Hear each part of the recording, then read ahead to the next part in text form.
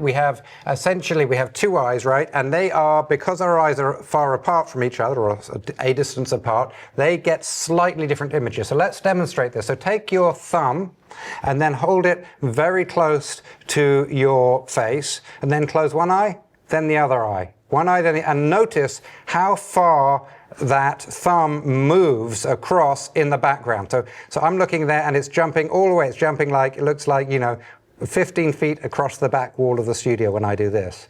But now, then hold your thumb as far away from you as you can, and then close one eye, then the other eye, one eye, then the other eye, and you'll notice it moves far less. So the brain is taking this information. It's saying, okay, if I'm looking at an object, those two images are very different from each other when I'm looking at that object must be close to me. If I am looking at an object and the two images are very similar to each other, then that object must be far away. And you're walking around, it's not like you're, oh my God, there's two images. How am I going to integrate these? We do it so seamlessly. The brain just tries to make sense of these two images, and we can do a very good demonstration of that. So that piece of paper you had earlier, what I want you to do is I want you to roll it up into a little telescope shape.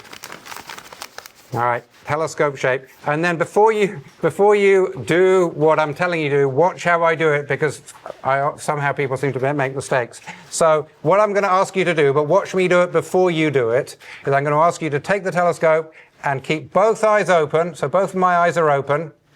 And then both eyes open, then take your other hand. So I'm now looking through I'm holding it with my right hand and looking through my right eye, and take my left hand and move that until it comes to touch the side of the telescope. Notice I'm not putting it in front of the telescope. I'm just touching it on the side of the telescope. Keep both eyes open.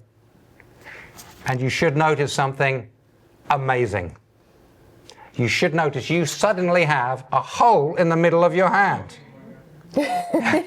Anyone discover a hole in the middle of their hand in the audience? No. All right, so now what's going on? First you had a hole in your visual system, now you have a hole in your hand. What next? Well, your brain is like, okay, I've got this one set of visual information. I have this other set of visual information. How do I make sense of this? And it hallucinates a hole in your hand. And you might think that's really crazy that your brain is hallucinating a hole in your hand.